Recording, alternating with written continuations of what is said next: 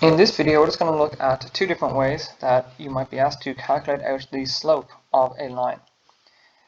The first one is just slope is equal to rise over run, and the second one we have m is equal to y2 minus y1 over x2 minus x1. Now in coordinate geometry, m stands for slope. There's no particular reason why, it's just that's the letter that was chosen for it. In the first example here, rise over run is just a way of describing the height that a line gains over a given distance. So if we look, for example, to our triangle on the right here, the line marked T gains a height of 2 over a distance of 5. So the slope m of that line is going to be 2 over 5, like that. But the other way that this is done is if we look to our diagram down here, where you've got a point that's given as the point x1, y1, another point that's given as the point x2, y2.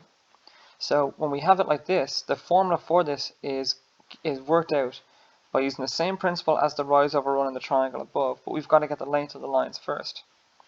So since this point down here would be the point x2, and this point down here would be the point x1, that means that the distance between them is going to be x2 minus x1.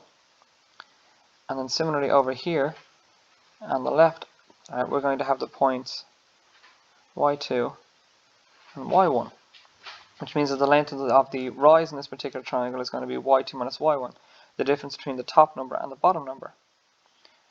Now we don't necessarily need to know how the formula is worked out in order to use the formula, we can just go straight to using the formula.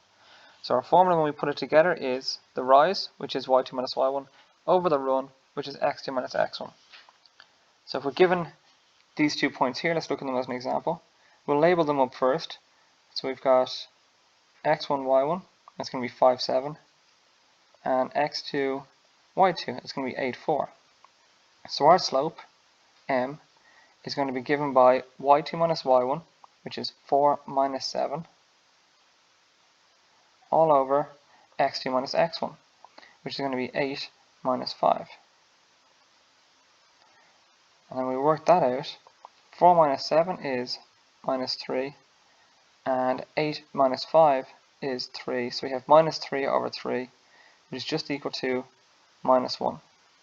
So our slope for the line between these 2 points is minus 1. And that's how that works.